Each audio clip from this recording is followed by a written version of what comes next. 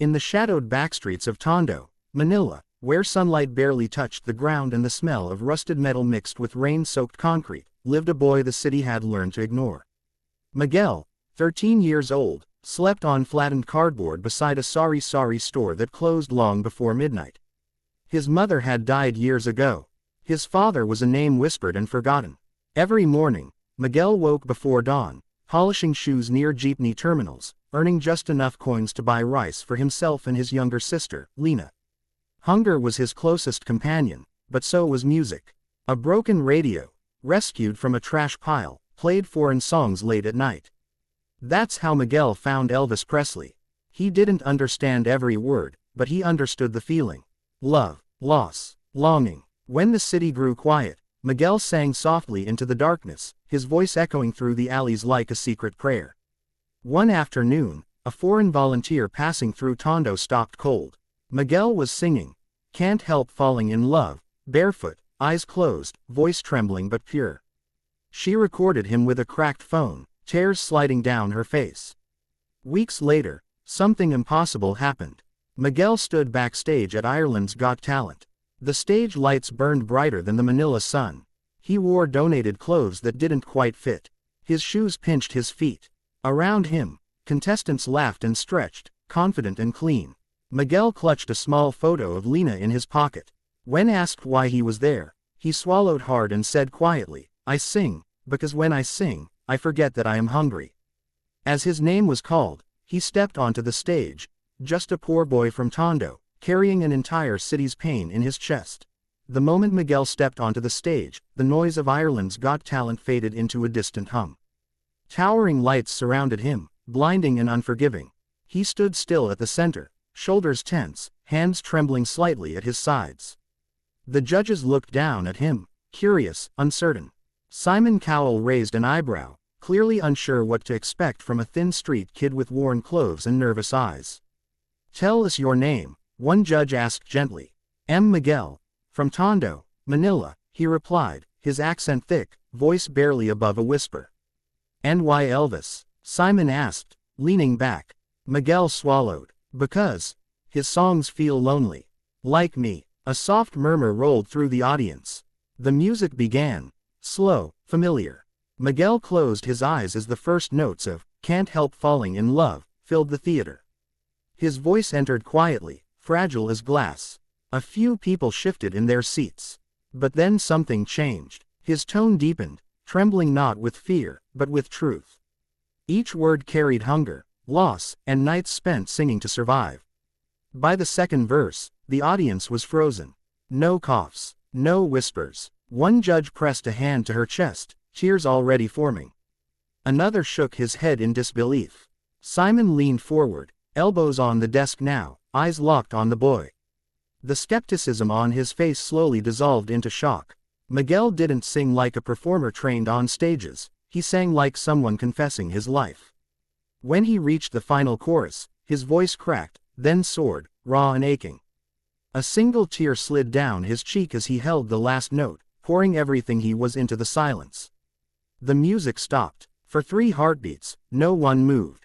Then the theater erupted. A standing ovation exploded like thunder, and Miguel opened his eyes, stunned, realizing for the first time that the world was listening.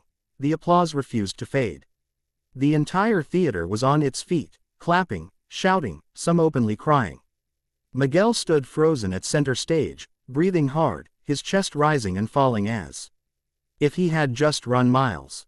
He didn't bow, he didn't smile, he simply looked around in disbelief, as though he were afraid this moment might vanish if he moved. The camera cut to the judges. One female judge had both hands covering her mouth, tears streaming freely down her face. She shook her head, unable to speak. Another judge wiped his eyes, laughing softly through emotion. This is unbelievable," he whispered, his voice breaking. Then Simon Cowell spoke. "Miguel," Simon said slowly, his usual sharp tone replaced by something fragile, "I'm struggling to find the words." He paused, clearing his throat. The audience grew quiet again. "I've heard Elvis songs my entire life. I thought I'd heard every version possible." He leaned forward, eyes shining. "But what you just did, that wasn't a performance. That was your life. Miguel's lips trembled. Tears filled his eyes. Simon continued, his voice cracking despite himself. You don't have money. You don't have comfort. But you have something most singers will never have, truth. And that truth broke all of us. He gestured toward the panel. One judge nodded, crying openly now. You sang from hunger, from loss, from hope, the female judge finally managed to say.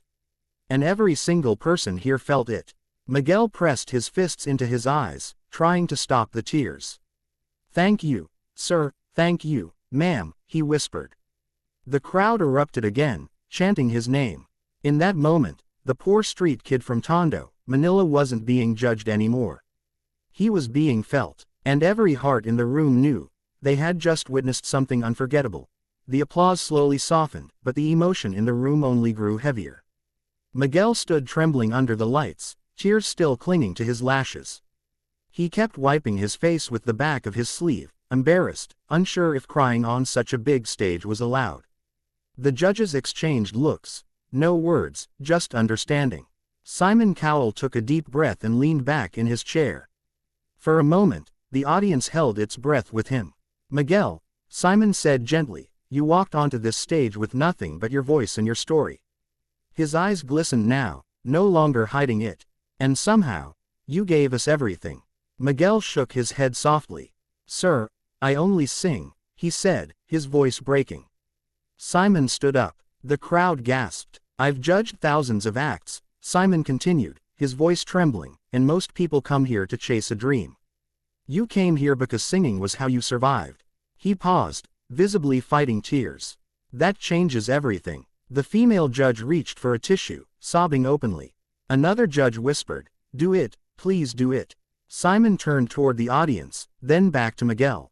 This show is about talent, yes, but it's also about heart. And Miguel, you have one of the biggest hearts I've ever seen. Then he pressed it. The golden buzzer exploded. Gold confetti rained down like sunlight, filling the air, covering the stage. The audience screamed. Miguel collapsed to his knees, hands shaking, sobbing uncontrollably. He looked up, golden tears mixing with gold dust, unable to breathe from shock. Simon stepped forward, voice breaking completely. This gold is not just for your voice, he said. It's for your courage, your pain, and your hope. For the first time in his life, Miguel felt something heavier than hunger. Hope. That night, long after the lights dimmed on Ireland's Got Talent, Miguel sat alone backstage, still wrapped in gold confetti that clung to his hair and clothes like a dream refusing to fade. The noise of the audience was gone, but the echo of their cheers remained in his chest. For the first time in his life, silence did not mean loneliness. A producer knelt beside him and handed him a phone. Someone wants to talk to you. On the screen appeared Lena, his little sister, back in Tondo, Manila, her eyes wide with disbelief. Kuya, you're on TV, she cried. Miguel laughed and cried at the same time, pressing the phone to his heart. I sang for you, he whispered. Now, maybe you won't be hungry anymore.